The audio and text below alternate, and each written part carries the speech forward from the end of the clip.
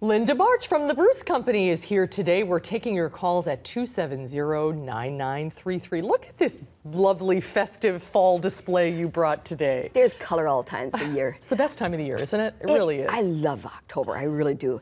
And I brought a different kinds of allium. People are probably familiar with this plant. This is a bulb that you plant in the fall, and then it comes later in the summer. Great big flower head, 6 to 8 inches. But if you don't like the color, or if you don't want something that large in your garden, there are smaller versions. We've got blue and white. Aren't they beautiful? They are, and they are very distinctive, so they add a different structure in your garden. And now's the time. Now's the time to look them over and get them in your garden. Yeah, you can start to plant things. All right, great. Let's get to the phone since folks are waiting to talk to you. And we'll start with Joe in Stoughton. Hi, Joe. What's your question? Hi, my questions are all fall related. Is this a good time for pruning decorative apple trees, pruning lilac bushes, bridal wreaths, and transplanting hostas? Okay. Good questions. Definitely transplanting hostas. In fact, you can do that just about any time. If there's some real specialty ones that are very precious to you, make sure that you get them rooted well, so keep them watered if we don't get rain. And if we have a January thaw, go and push them back down in the soil. But you certainly can divide them this time of the year, because then when they come up in the spring, they'll have their nice form. As far as pruning bridal wreath, you can, but you're going to be cutting off flowers. The flowers for next year are set. If it's just a few long sprigs that are out of shape, otherwise after the flower next year would actually be a little bit better. And as far as the flowering crabs, again, if you're going to taking off major branches, you're going to be reducing the flowers for next year, because those flowers are set also.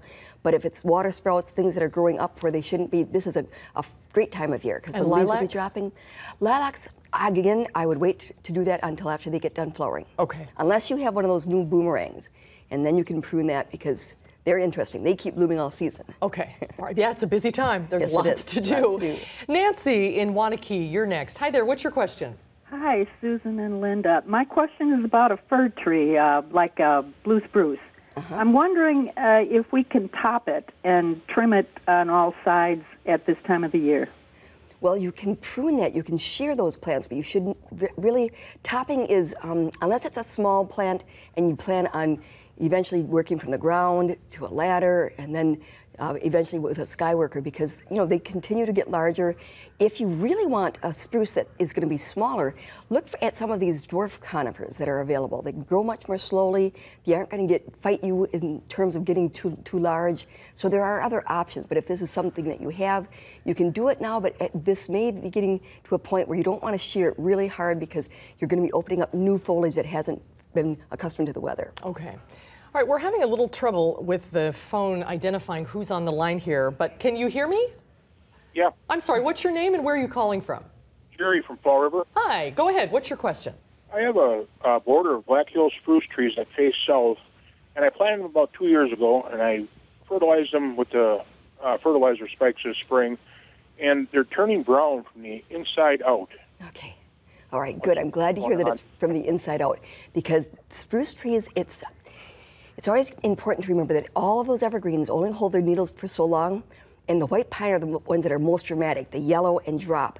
But all spruce, arborvitae, junipers, they all drop some of those innermost needles, and as long as it's just on the inside, that's normal needle drop. Don't worry about it. Okay, that's good to hear. All right, thank you, Jerry, too, by the way. Sorry about that. Looks like the computer is working again. And Veronica in Madison, you're next. Hi there, what's your question?